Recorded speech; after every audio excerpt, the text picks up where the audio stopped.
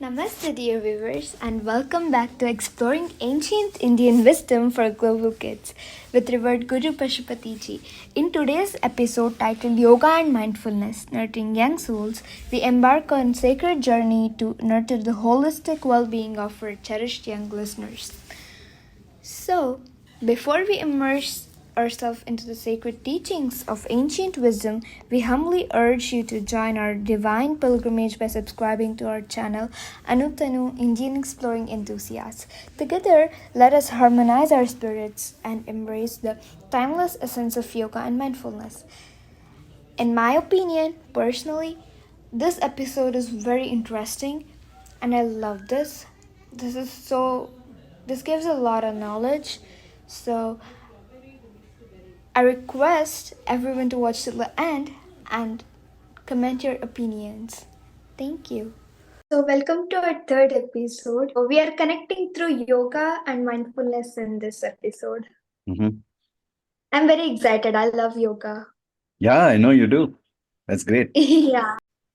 I want a brief introduction about yoga. So let's start with the meaning of yoga. Yoga itself means uh, a worthiness or a readiness. When you say somebody is yogya, it means that they are worthy or they are ready.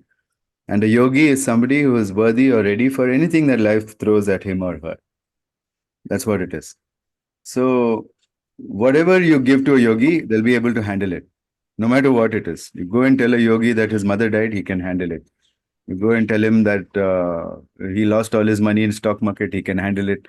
If you go and tell a yogi that uh, his his or her relationship is over, they can handle it. Not only that, they can also handle good stuff. When a yogi gets a lot of success, still they are down to earth and you can approach them and you can talk to them. Secondly, a yogi can also handle their health. They are worthy of good health. They're worthy of good relationships. They're worthy of a good source of income. Everything a yogi is worthy for that this world has to offer, both the pleasures and pain, yogi is ready to face it. Well, that's what yoga really means. Now, somehow, because of one book, I think I saw this first in B.K. Iyengar's book. He has translated yoga as union. It's nowhere near the meaning. So then he said it comes from from the root word yuj, which means to unite. So, Yeah. or to tie together, to yoke together. So it says yoga yokes us to the divine soul, Paramatman. It yokes our Atman to the Paramatman, and therefore bestowing upon us divine capacities, which is also a good way to look at it. Although not accurate etymologically, it is still a good way to look at it. That uh, a yogi is never an atheist. A yogi has faith, and also a yogi need not have faith because they have connection with God. When you have connection, you don't need faith because you can just connect. Whenever I have trouble, I tell Shiva what's going on, and then he fixes it. Okay, so it's that connection and that daily. I ask Shiva also in the morning, how are you doing today? How's everything? You know, Yeah. I asked Devi also, how about you? Hope everything's okay with your husband. I hope you haven't started a fight today. I talked to Ganesh as well, Subramanya as well. I asked the Divine Family how they're doing early in the morning. And similarly, they also love me and they want to know how I'm doing. So that's the connection which most people are missing. And this connection is possible in a state called meditation. You can call it mindfulness, you can call it whatever you want. We call it dhyan. The, Yeah. the Sanskrit word is dhyan, dhyana. Okay. So when we are in dhyana, then we can connect. So there are four states of consciousness, and the yogis explored these four states of consciousness. One is the wakeful state. In the wakeful state, they see how much is my capacity to observe things. That is what the Buddhists do. Mindfulness. They're in a conscious state. They're conscious how their leg falls on the earth when they walk. They're conscious about all the wind coming to them. They're conscious about every little thing. So that is one part. Mindfulness is just one part of dhyan. Okay, but and even I would say its origin is in Buddhism. So even vipassana is a kind of mindfulness, where you are watching the thoughts come and go like clouds. Okay. So that's basic stuff. That is what you need to start with. You need to start with mastering your awakened state. When you're awake, when you're looking, do you see the sunshine? Do you see the tree? If you see the tree, do you see the leaves? You see the leaves? Do you see the birds sitting on the branches? If you see the birds, do you see the color of their wings? All this kind of detailed observation is mindfulness or Jagrut Dhyan. We call it Jagrut Dhyan. Then there is Swapna Dhyan, dream, uh, dream meditation, you can call it. Okay. And this is not there in Buddhism. They are against it. They don't allow it. They feel it will lead you away from reality. So, according to Buddhist philosophy, only the wakeful mind is real and the rest is all not real. But according to yoga, even a dream is real. Because if an elephant runs at you in your dream, you will also run. But you know, if you imagine an elephant running at you, you can imagine all you want, nothing will happen inside you. So there is an acceptance of a dream as reality by the mind, and a lot of great sportsmen, they dream the whole match. They dream their opponent. Like if Sachin Tendulkar had to face somebody who was like a really fast bowler and was really scary, then what he would do is sit and dream it. He would dream it and he would dream himself feeling very confident, standing there, whacking the ball through the boundary, no matter what happens. He just visualize that. That makes a huge difference, as scientists are finding out. This thing that sports people do, they call it visualization, but actually it's yogic dhyan only. It is swapna dhyan. So you can do that too for your school and your work and whatever you're doing in life. If you think about your day and say, okay, I've got an exam, and you visualize yourself going in there, not sweating at all, just knowing all the answers, letting everything flow, and doing really well on your exam.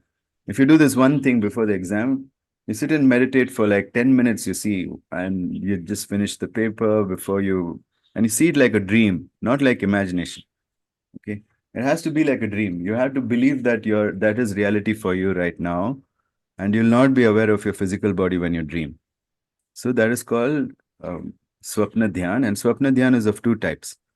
When you do it when you're awake and when you do it when you're asleep.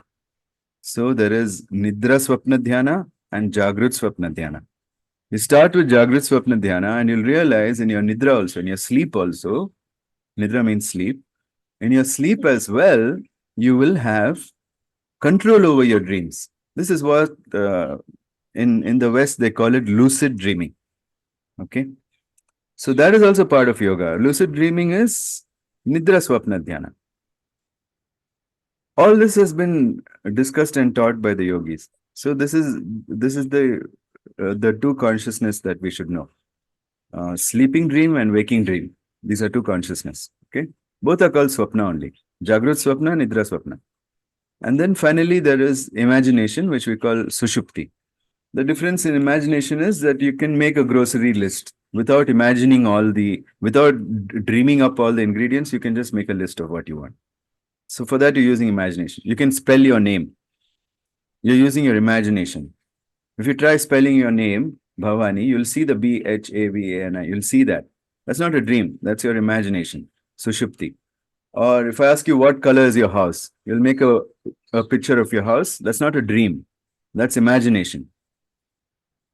Because now if they say what color is your house, and if I throw some red paint on it, what color would it be? You'll see, right? You'll see the red paint falling, and yeah, it's partially red now. Okay, that's what you'll say. But in your dream, if I throw red paint on it, you'll ask me, Guruji, what's wrong? Why are you throwing red paint on my house? That's what you'll ask me. So that's the difference between a dream and imagination. Okay. So imagination doesn't have any real world effects, but a dream has real world effects. Whatever you dream of, you'll become good at it. Whatever you dream of becoming, you'll become that. So dreaming is the way to grow in yoga, which is missing in many philosophies of mindfulness. Mindfulness is good for you to build your attention and concentration. But after that, it is more about dreaming. If you're able to dream, and control your dream, both wakeful and sleeping dream, then you will turn your body and your abilities, your mental abilities and your physical abilities will transform. Even the way your body looks will change. It will start to look powerful. So that's yoga. Just this is the yoga of the mind.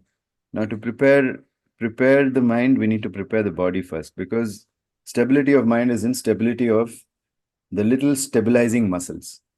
So that's why we have asana. Asana works on the stabilizing muscles. Asana is not for bodybuilding and to become a model. You can't use asanas for that. Asanas is to build a stability. We don't care how we look. I don't really care how I look good, but I don't care really how I look. It's not my priority. You can see Vyasa behind you. I look like Vyasa. I have the same. Yeah. Yeah, Yeah. it just happens. When I go to the temples and I look, I'm seeing my body is like the one shown in the temple, not like the bodybuilder's body. If I squeeze like this, I'll get a few packs, 6 packs. But otherwise, in general, it's not there. It looks aesthetic and it looks good. So that's the body you'll end up with no matter what your age. My age is 50 now, and I still my guru also has the similar body. And he is 2,700 years old. The body stops aging. When you start dreaming that you are immortal, your body will stop aging. So that's why we should master dream. But first, we start with asana. Then, when the asanas are ready and very stable, then we start with pranayama, which is the ability to move inside a stable body, the ability to move energy inside a stable body, which nourishes every part of your body and allows you to connect with the divine. So, pranayama is very powerful. After that, we have something called, um, uh, what do you call it? I can't remember now. There's asana, pranayama, pratyahara. Pratyahara. Okay. So pratyahara would be your ability to be unaffected by anything that's happening outside, pain or pleasure. Inside, you can maintain whatever state you want. Outside, anything can be happening, but inside, you're completely relaxed. So this requires something called frames. What is a frame? A frame is what we're doing together. Like you and me are making a podcast together right now, right? So we're thinking about what value we can give our listeners, and we are both aligned on this. So when I say we should meet at this time, then you're here at this time. We automatically have discipline. We've made sure that the lighting is okay, that the sound is okay. We made sure about all these things. We make sure that we look okay also, right? We don't come Yeah. home, I just woke up from bed. I can't come like that. I have to look like I Yeah. at least had a bath, I did some puja and came, right? So like that, we get prepared and we are all aligned and there's no need to tell anyone what to do. Did I follow up on you, Bhavani? Are you awake yet? No, Bhavani, are you ready? I didn't send you 100 messages before we got here. Even though you're a kid, you're here, disciplined and ready because we both understand the frame, which is to give value to our audience. That's it. We just want more and more people to know about yoga and our culture. So that's why we're doing it. So that's called a frame. But most people don't have a frame. They don't understand why they're being ill-treated, why they feel it's injustice, but they haven't understood the frame. The frame is set in such a way that injustice will happen. Like if you go to school and then you expect to have fun all the time, it won't happen. There'll be some subjects that are fun and some subjects that are not fun. But if you expect everything to be enjoyable, everything to be easy, it won't happen because maybe you find mathematics easy, but you just hate history, maybe. Who knows? Okay. So it's different for each child. And but if you're a yogi, you will have a proper frame that I'm here to get educated. That's all. And these people are good souls trying to teach me. And that's it. And however, whatever they might have their problems, their biases, they may not be consistent because they're not yogis. They don't show up the same way every day because they're not yogis. Even my teachers and even my friends, they're not yet yogis, so they'll show up in different ways. But I have to show up consistently with this frame that I'm here to learn. I'm not here to get distracted by anything. I'm just here to study the subject because that's what will help me in the future to be an educated, cultured human being. That's all. Once you have this frame, nobody can shake you from that frame. You'll be an excellent student. But people lose the frame. When they look at the studies, they feel, what is this torture? So now they've changed the frame from I'm getting educated and cultured. From there, they've changed the frame to I'm getting tortured. If you change the frame to I'm getting tortured, you're not practicing pratyahara. So pratyahara is keeping the frames all the time. Okay. And then once you master pratyahara and you have all the frames, you'll find that there's peace and happiness in your life. Even if things are going wrong, it's within the frame. It's the frame is like that it's supposed to go wrong. Okay. So one of my students was so upset today morning because he's a wildlife conservationist and somebody's paid some money to some officials, bribed them, and done some poaching in the forest that he was protecting. And he was so heartbroken to see the dead animal. He was crying actually. And I told him, "You've lost the frame. That's why you're crying." He said, "What are you saying, Guruji?" I told him, "You are thinking that you're in heaven where there are no evil people. But you've forgotten that so much evil is there in the world. You've forgotten that. You're thinking you're in heaven. If you understand this is earth, not heaven, there will be evil people and good people like you have to become powerful enough to protect those animals." It changed his mind. He said, "That's right, Guruji. I'm sitting and feeling sorry for myself. I should use this as a way to make sure it never happens again." He doesn't know yet what he'll do, but who he is has changed. Earlier, he was a victim of the evil government officials who allowed this and the evil poachers who did this. Now he feels, I have to do something, really understand why these people do this and stop them at the root. If I can give them what they want without killing animals, then they will do that. Because even to kill an animal is a lot of effort. So if they can get what they want without that, then I can help them. So he started thinking like this. He's thinking, what can I do? It's a much more powerful place to be. Now he's looking at that animal, dead animal. He's getting the same image. It's very shocking because they really cut the animal and they skin it and they go. And you'll see the animal lying there without its skin. It's so hard to see. It's very difficult to see this. So even when he gets that image, he's like, I have to do something. I'll think about it. What can I do? And he's now forgetting about that image and he's thinking, what can I do for the future? Who are my enemies? He's taken a chart paper and he's writing down who are his enemies, what are their powers, how can I handle them? He's getting the frame properly. He's doing pratyahara right now. A big tragedy has occurred, but he's not sad. He's fixing it. Okay. So pratyahara is a very solid thing to practice. Okay, moving on. Once your pratyahara is very solid and you know that nothing can affect you, and then you're like, this is great. I'll need to now get my energies moving forward. Take action. This is called dharana. Okay. Dharana means to flow. Dharana means flowiness. Dhara is flow or stream. Dhara is stream.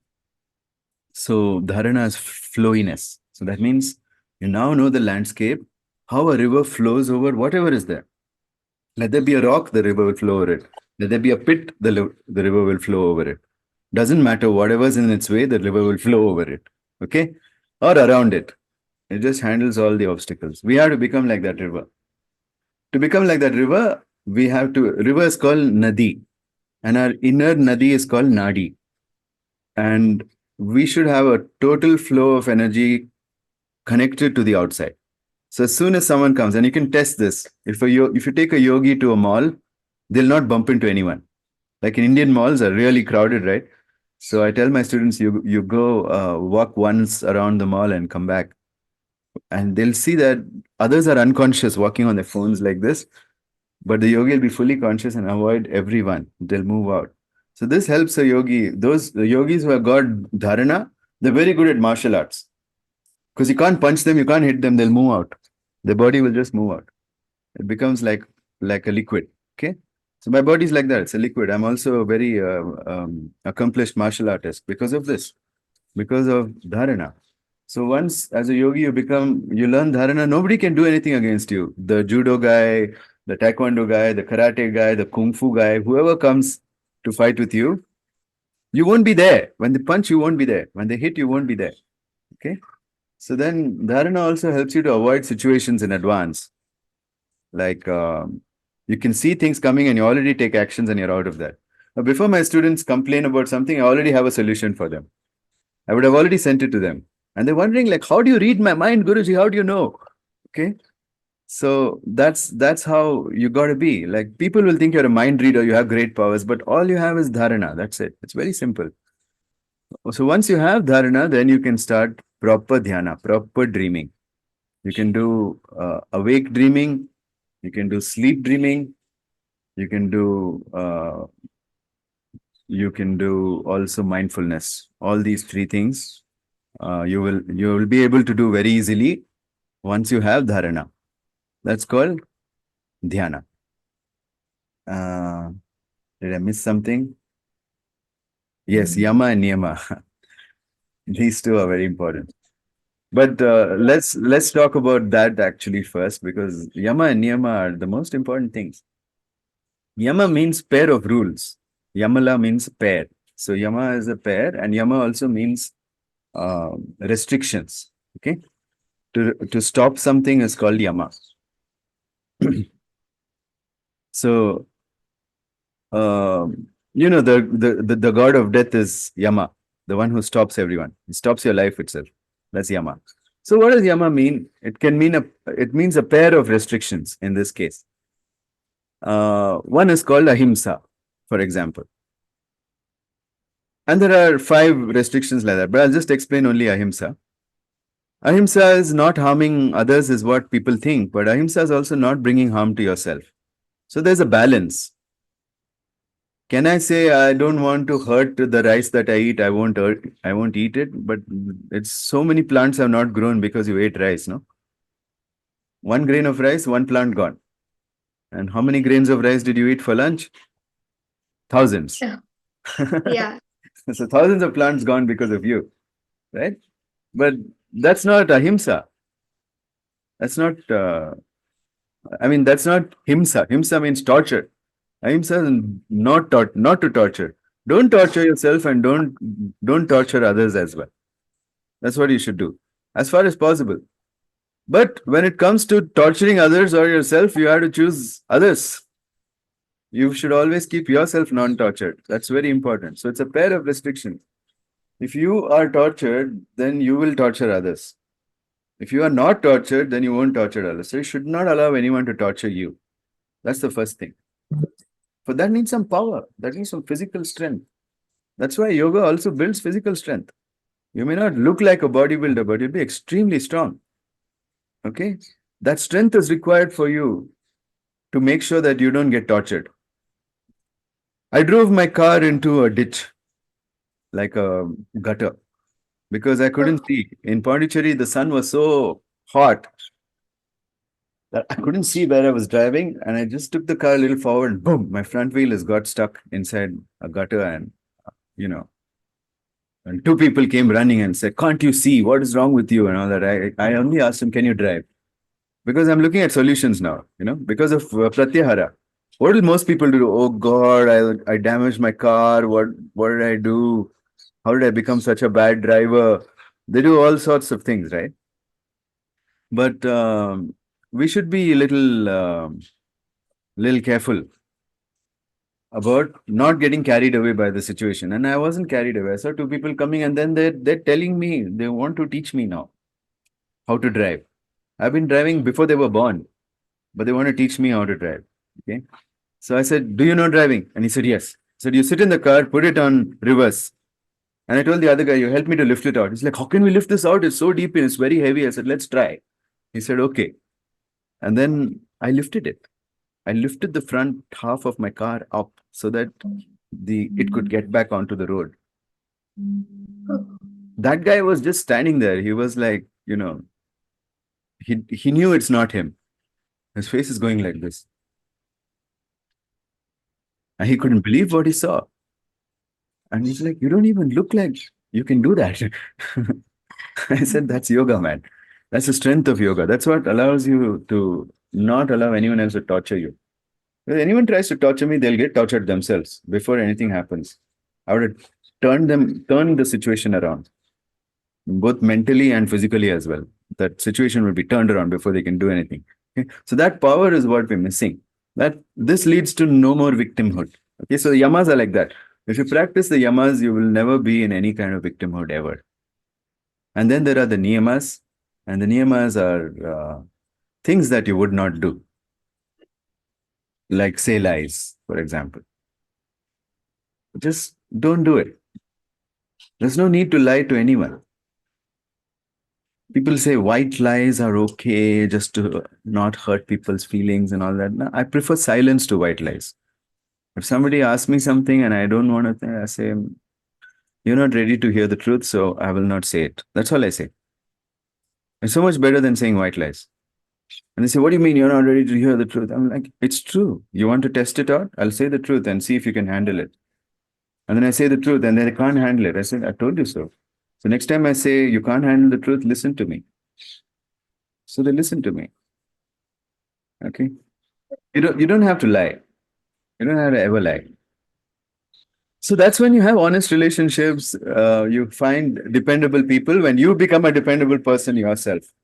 So all the niyamas help you to become a dependable and consistent person.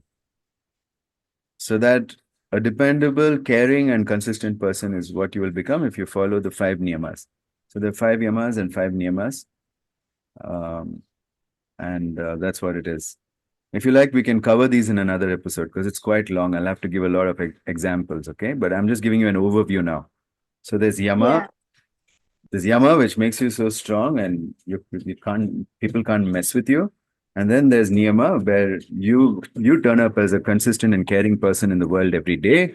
And then there is Asana, which gives you stability of body and therefore stability of mind. And there's Pranayama, which allows you to nourish your body with electrons and those subtle forces like photons. You'll be able to capture that and nourish your body. And it is related to the breath. Pranayama is exercises related to the breath. And then there is pratyahara, where you fix frames and you're not affected by anything. And then there is, you know how many people need this? Everyone who goes to a psychologist needs this, you know. Yeah. And then there's dharana, where you start taking in unconquerable action, like a river. Whatever actions you're taking, you plan to fail. You plan for failure, which means even if I fail, I'll succeed. I have a plan B, I have a plan C, I have a plan D, I have a plan E, F, G, H, all the way to Z. And if that runs out, I have a plan more. Like as many numbers are there, that many plans I'll have. You keep changing if things don't work and you make it work. So that persistence comes when you have dharana. Then there's dhyana, where you master all the states of consciousness and you start to manifest reality. And finally, there is something called samadhi, where you gain immortality, where you stop aging, nothing goes wrong with your health. You get this absolute, wonderful, strong health that nobody can mess with. Okay, and that's the peace of mind that you have. That that's when you have time. When you have samadhi, you have time. When you're in samadhi, you can take as long as you want for anything because you're not going to die. So that's the ultimate goal of it. And in the Vedas, the highest mantra in the Vedas is the Mrityunjaya mantra, which asks Shiva, please give me immortality. And that's what you ask. Give me moksha from, from death. Give me moksha from death so that I never have to die. But never liberate me from immortality. Okay? Don't give me moksha from immortality. That's what it says. Mrityor mokshiyam amrutat. But people are not understanding what this is. And they're all getting ready to die. So if you really learn yoga, you will get that immortal body. This is how powerful yoga is. See what it is? It's hard to explain in one sentence what is yoga. But now you know. Yeah. Great. How can parents encourage children to view yoga not just as an exercise but as a holistic approach to well-being? And they have to start by watching this podcast. And then they'll understand how profound yoga is. And that's what parents should do. Like if you watch the podcast so far, you can explain to your child. It's pretty simple. and say, okay, we'll start with Yama and Niyama. And this is an episode we should do really on what is Yama and what is Niyama. It's the starting steps of yoga, how to start yoga. You have to follow, as a parent, you have to follow Yama and Niyama. You should be stable. You should be a yogi if you want to teach your child yoga.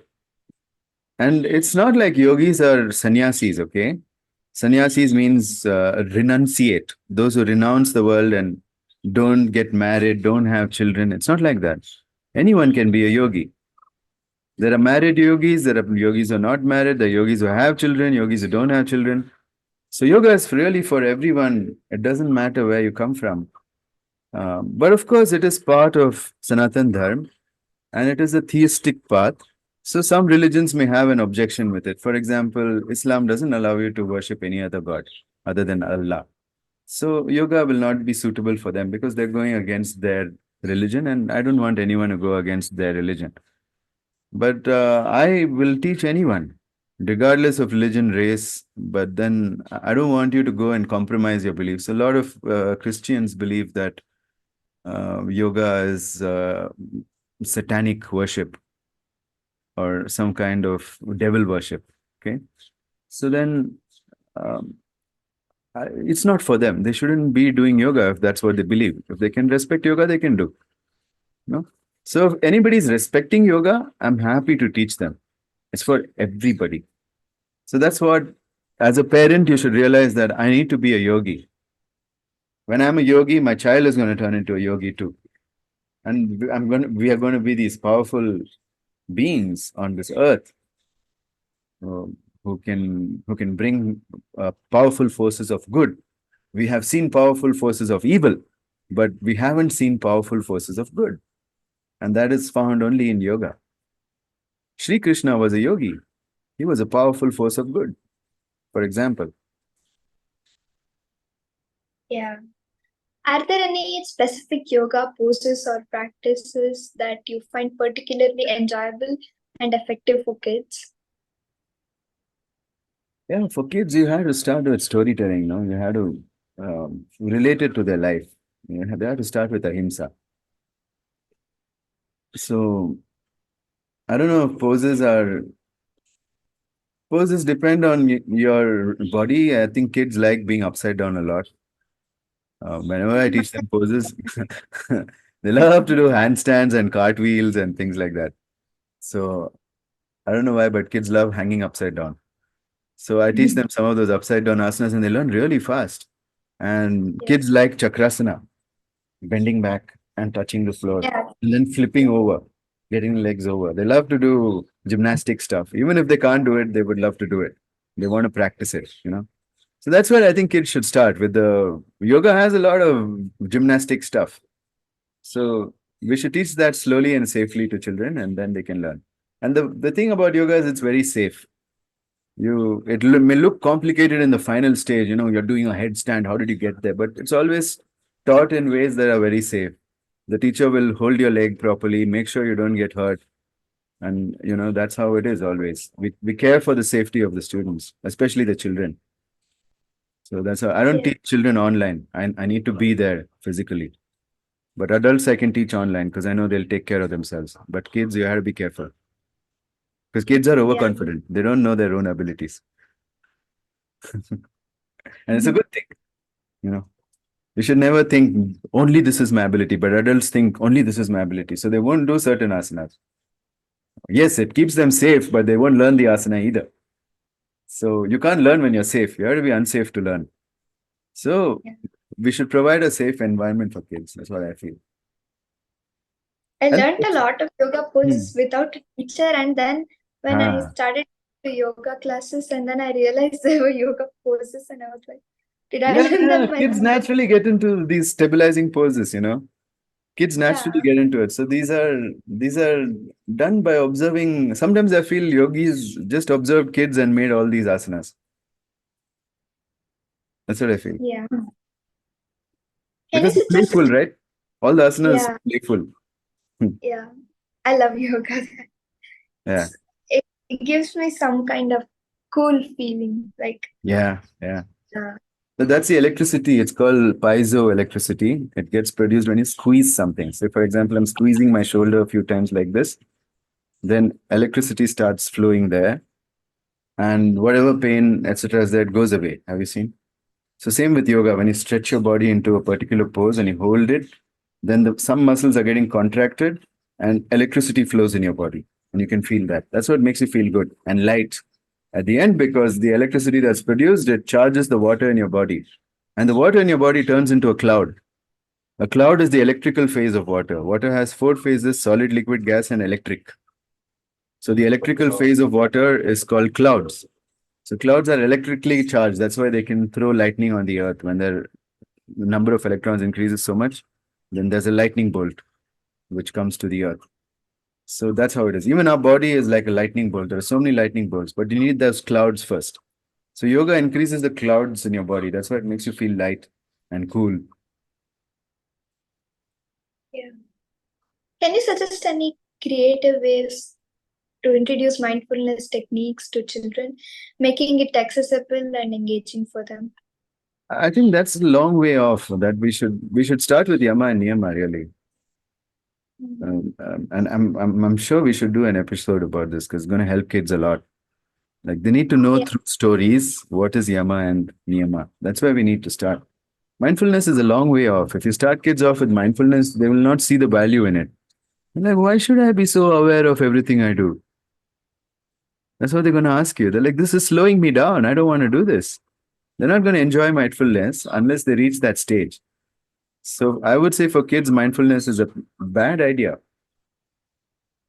And they're using it now to cure ADHD and all that.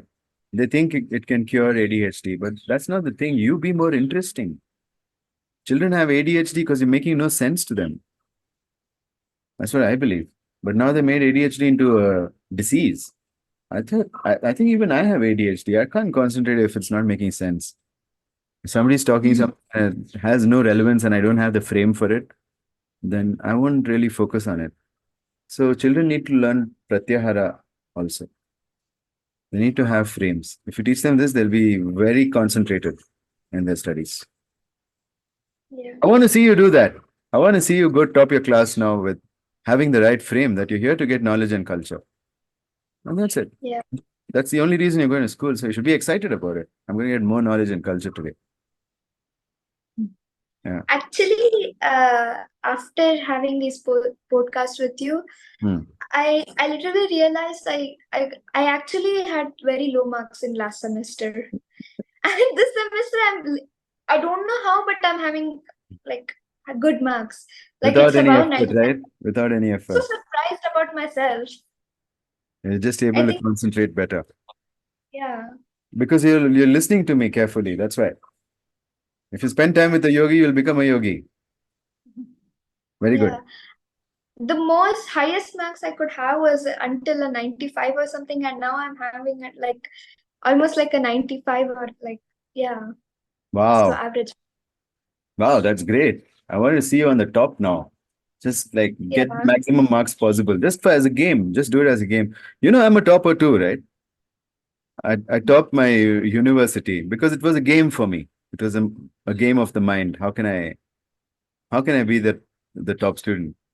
Just just I was not only the top student, I got the maximum possible marks in everything. They couldn't cut any marks because I just understood the whole system very deeply. And that's it. I used to hate math and science, but now I'm loving it for no reason. I just love it. Yeah. Yeah. Love that. Very good. Yeah. Yeah.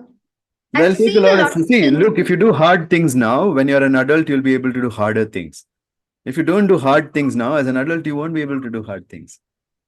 You just escape. So I want you to do hard things now. You know how when a tree is growing, if you bend the tree and tie it in one way, the big tree will also grow in that with the bend and the kinks, right? So if you keep the tree straight when it's growing, you put a stick and make sure that it's straightened, it grows very strong and straight. That's what we should do to kids.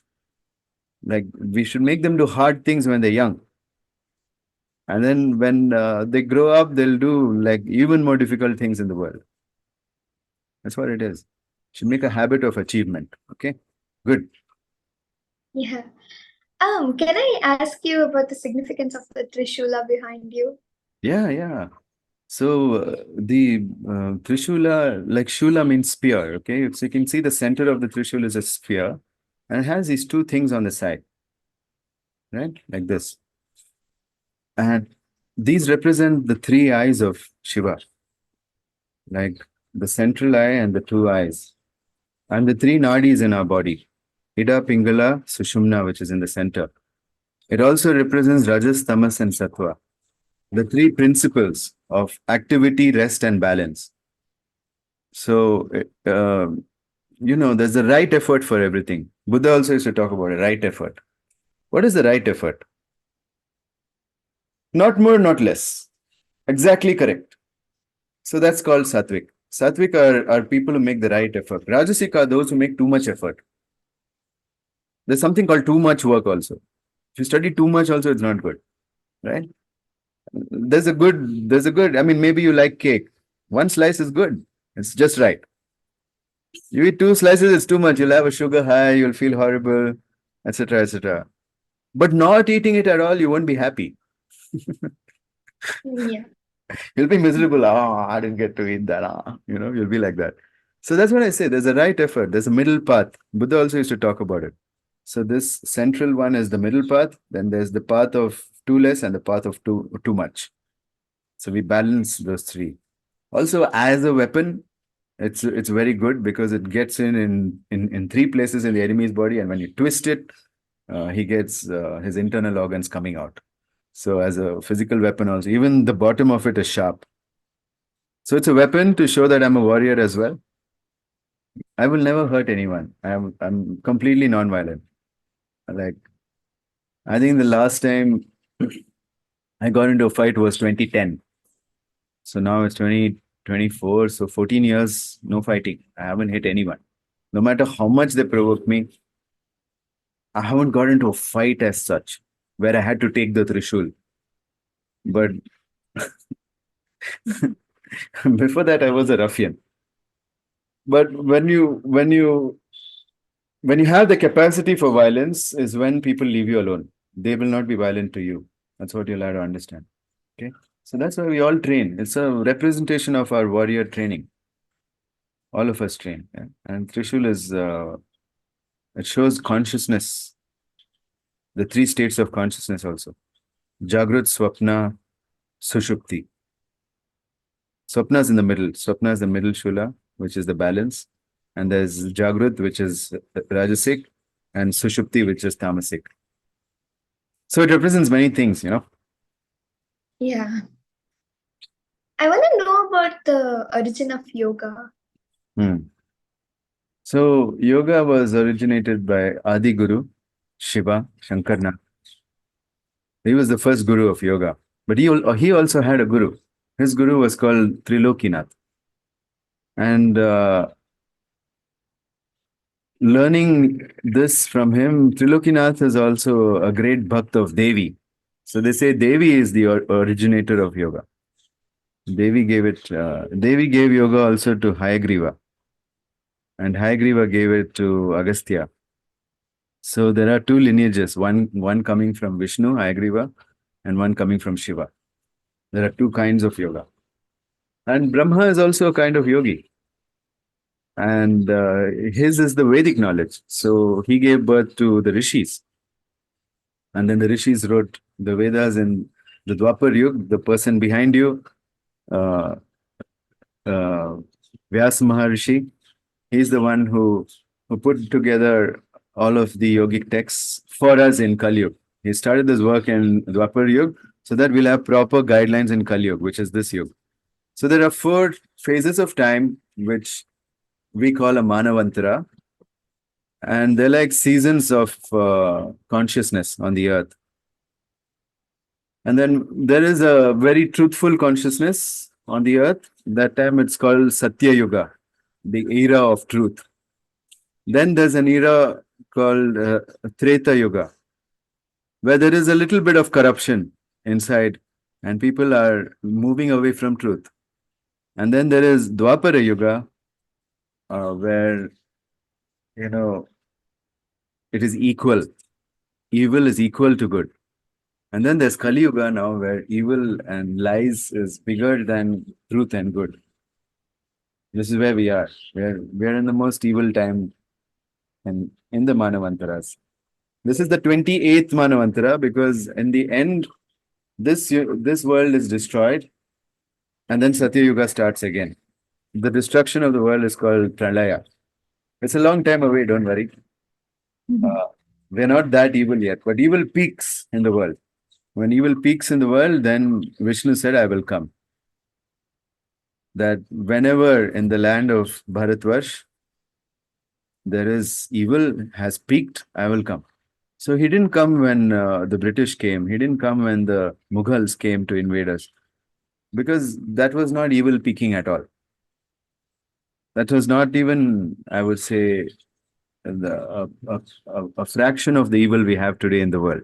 All the killing that happened then is far less than the killing that's happening now on a massive scale, but slow killing. Now evil has learned to kill you very slowly with medicines and other such things, First put you in a Yeah. problem with a bad lifestyle and then kill you with medicine slowly. So evil has become slow motion. Earlier, evil used to just kill. So that this is the world we're in. So it's interesting that the enemy is not clearly visible. And I'm interested in what Lord Vishnu will come back as. The Bhavishya Puran speaks about Kalki and what all he will do when he comes here. And I'm really excited that this will all happen in my lifetime. And I'm going to make myself stay healthy and stay of service to God when he takes birth. That's what I believe. But it gives me motivation, it gives me a reason to train like I train. And that's what we should do. We should all train, never stop training. We have to keep training.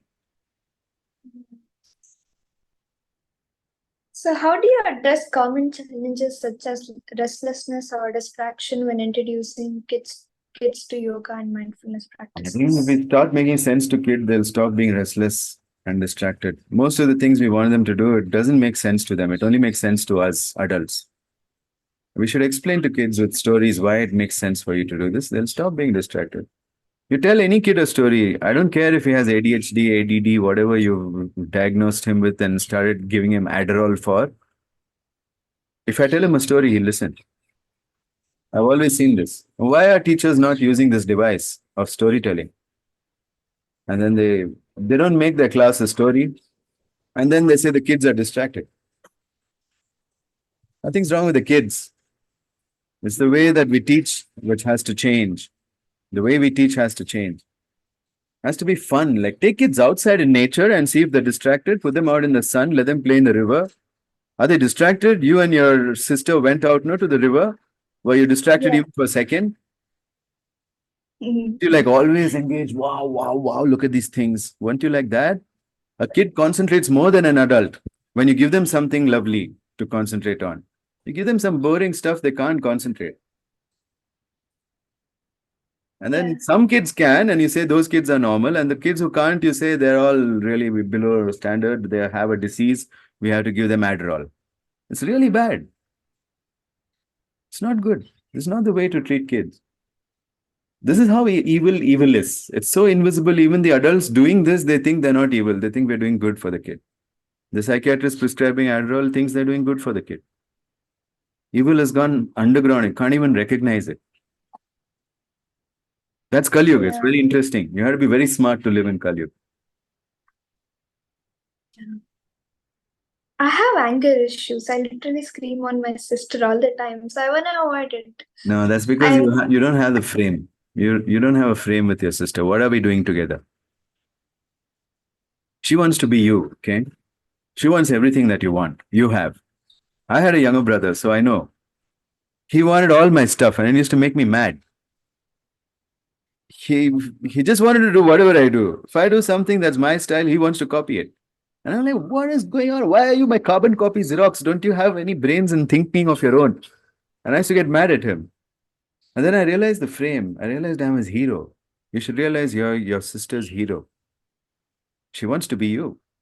She wants to do all the cool things that you're doing that she can't do yet. You understand? You're her hero. And it's very sad when your hero gets mad at you. So don't do that to Yeah. her. That's all. Now, when you understand the frame, you'll never get mad at her again. I never think in this way. Yeah, behave like the hero that you are to her. Yeah. Be someone she can look up to. I used to feel bad when I fight with her, but I never thought in this way. The moment I understood this, I stopped fighting with my bro. I told him, man, okay, you do everything I do. Come on, I'll do it with you. And I Yeah. taught him how to ride a bike. I taught him how to drive a car. I taught him everything. Yeah. At least I So in encouraged him. I didn't actually teach him many things, but I told him, you can do whatever you want to do, man. yeah. Hmm. In your opinion, what benefits can regular yoga and mindfulness practices bring to a child's academic and social development? Like I said, mindfulness is something I don't recommend for a child, but yoga definitely. And what was the question again? So, what benefits can regular yoga and mindfulness practices bring to a Bring child's academic and social development? academic and social development. Is that right? Yeah. Yeah. Yeah, like I already explained, you've seen by the little yoga that you know, you're already doing well academically, right? Well, in a very short time, going from being at having low grades to having good grades. So Yeah. you can see how effective yoga is.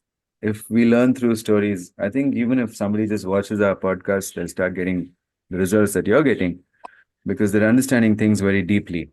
So I think adults should care enough to understand, explain things to children in a simple way that they can understand. And that's the most important thing, right? And I think yoga gives you an opportunity to do that because yoga is about the fundamental nuts and bolts of how the world works. And it's good to have that model. Like I changed the model between you right now about how your sister sees you by telling you the story of what happened with my brother. Right. So now you got a model, you got me to model so that that's how kids learn. You give them models. So if the parents and the teachers are all yogis, we'll have model yogi kids. But when they're not Yeah. yogis, how can you model them? You have anger issues, you know why? Because you modeled adults around you. You thought, what will an adult do if this happened? And you're doing exactly what adults do. Yeah. And now you can model me because my model is much better. So we have to be models you want to help kids learn yoga, you had to become a yogi as an adult. Then you can help the children around you to learn yoga. Yeah. Actually, when I tried before my dad and my mom started doing yoga, yeah, I tried to teach yoga to my parents, and they Hmm. were literally acting like kids with my sister. I was so annoyed at that time, actually. Now your dad's been practicing very, very hard, you know. Your father's been practicing with me very hard. My dad used to tell whatever his dream was, and I used to be like while sleeping. So I wish I could get a dream like this that like You my have to dad. practice yoga, yeah? Yeah, It's not only asana. yeah, I used to do that You start listening whenever. to your dad. He knows more yoga than you know. Yeah, he keeps That's it. If telling the me. parents are yogis, children will automatically become yogis. And it's the same in families. If the husband becomes a yogi, the wife will automatically become a yogi. And vice versa. If the wife becomes a yogi, the husband will become a yogi. Because yoga Yeah, is not a selfish thing. If you really practice yoga, you'll care about everyone around you.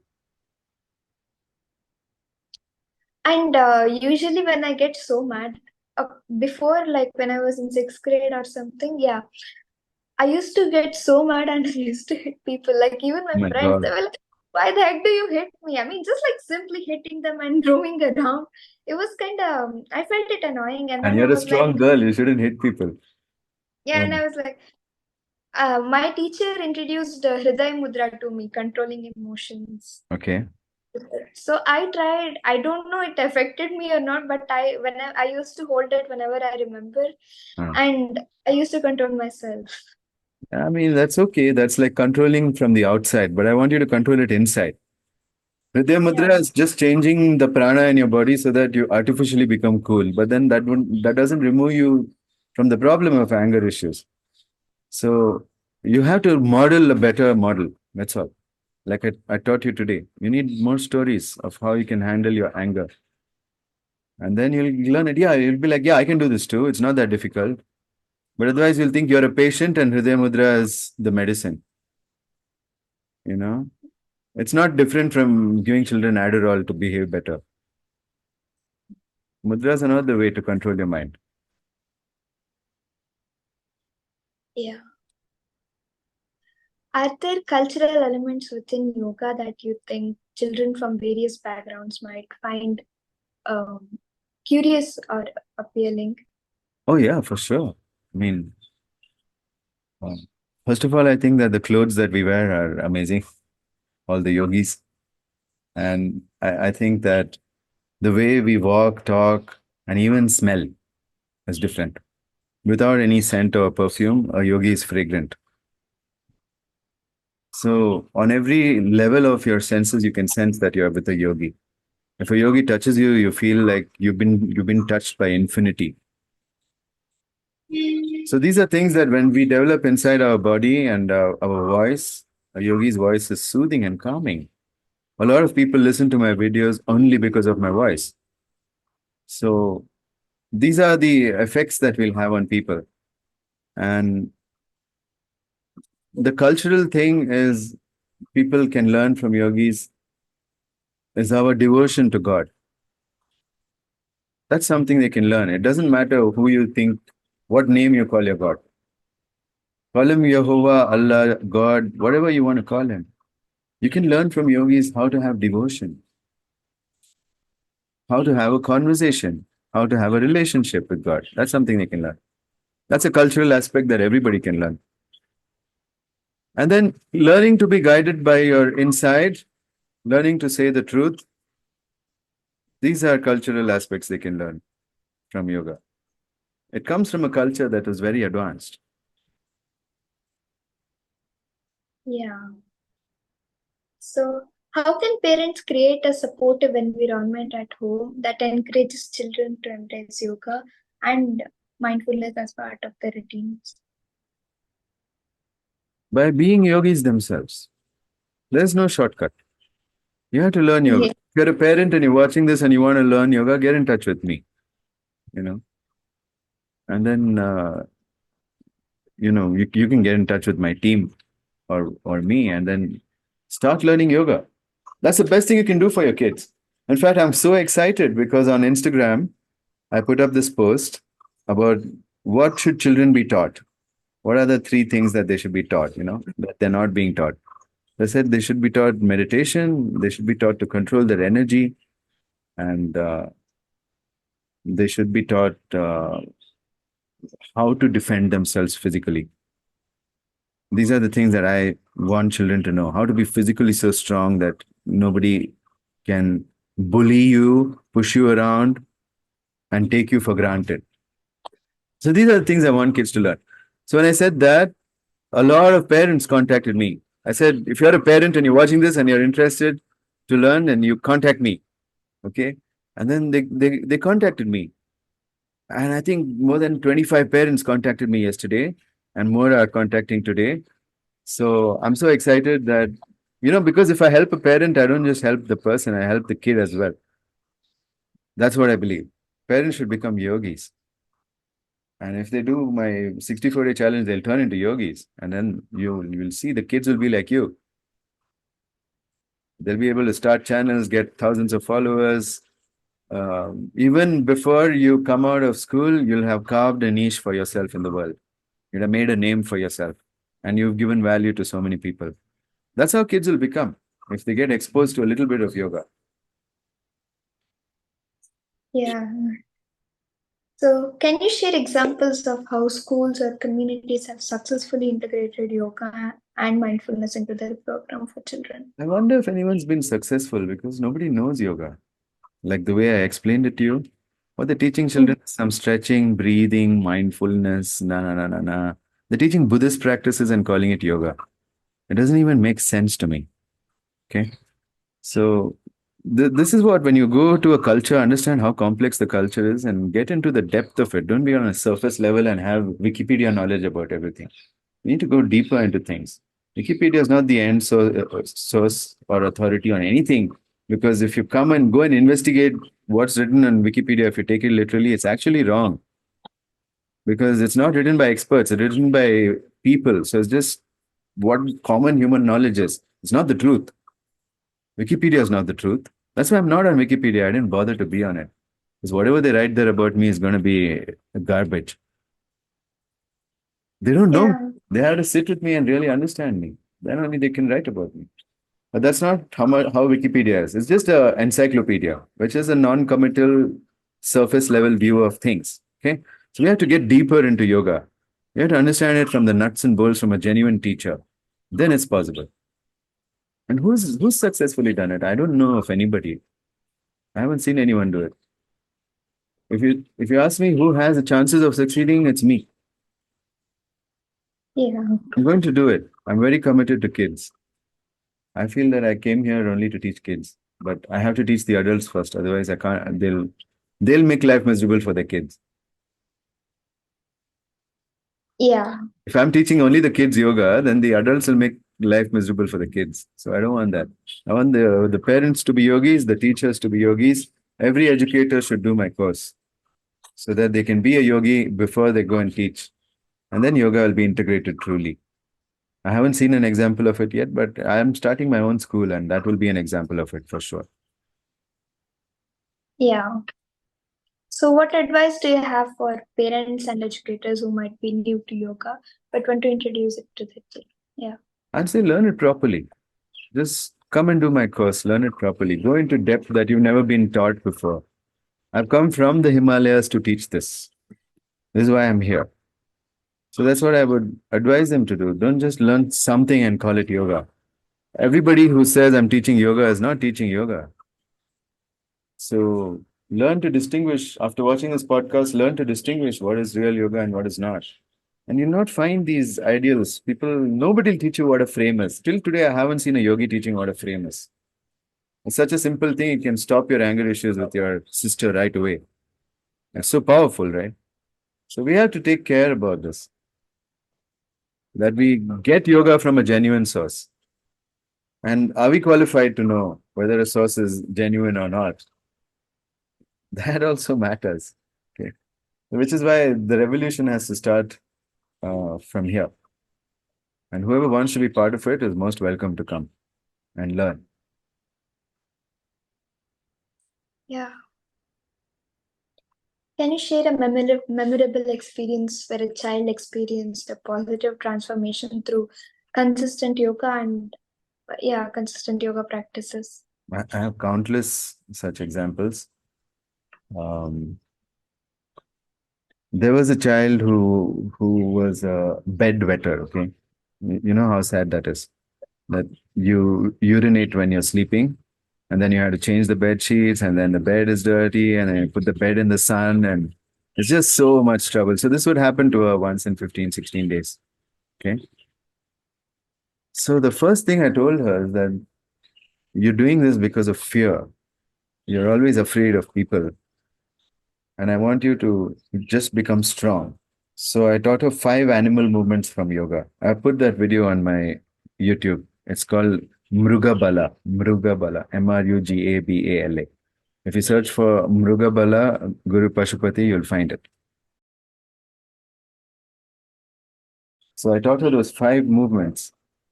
And she started practicing it and dreaming that she's that animal. When she was doing the tiger, she was dreaming she's a tiger. When she was doing the eagle, she was dreaming she's an eagle. And I made her do that. Just this one thing gave her so much courage that she stopped bedwetting, you know. And then she taught it to her friends, and they started practicing. And all of them started getting good marks because they were no longer scared of the exam.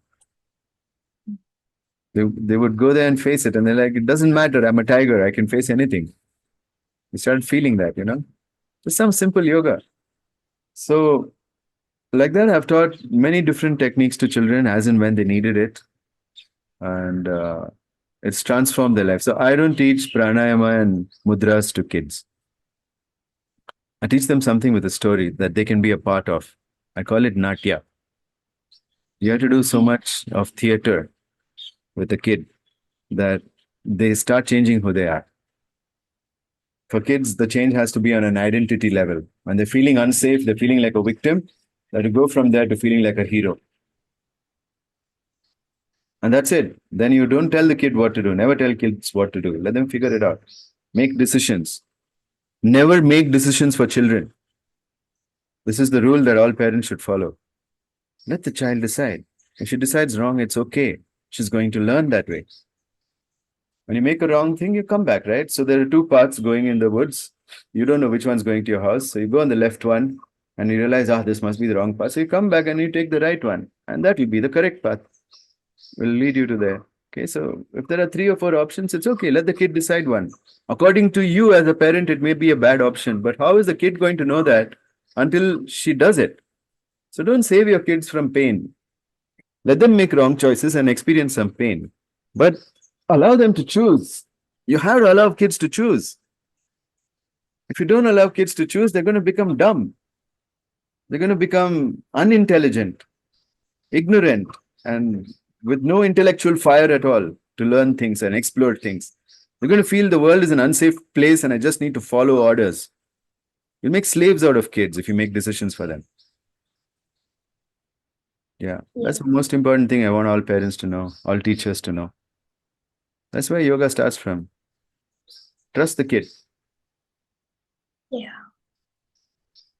So I'll put the that Mriga Bala thing in description. Oh yeah? So Oh yeah, please. I think all kids should practice it. It's fantastic. There's peacock, there's lion, there's 5 animals who you'll really enjoy being. There's a snake also and there's a fish also. Yeah, so I think there's fish, no snake. Yeah. Anyway, I took 5 select animals. Yeah. It'll make you really strong, huh? If you do this, it'll make you really strong. You just have to do it 10 times every day. That's it.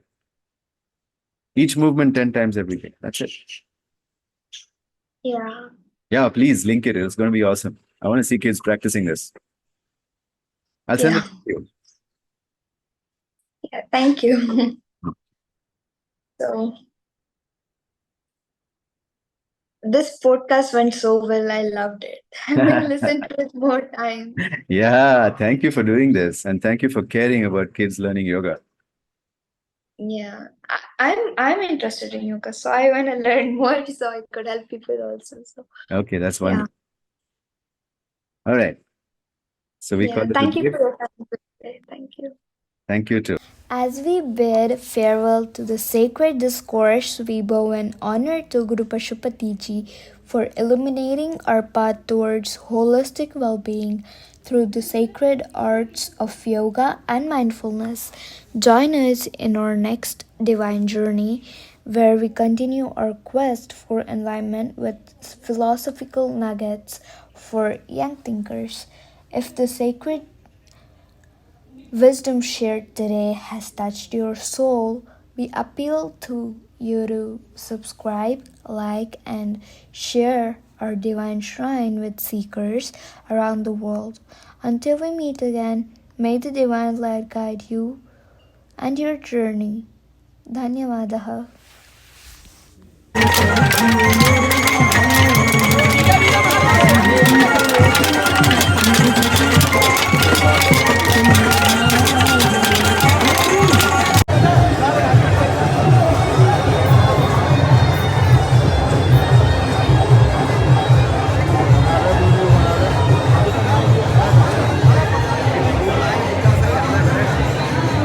Ahora ya, ya,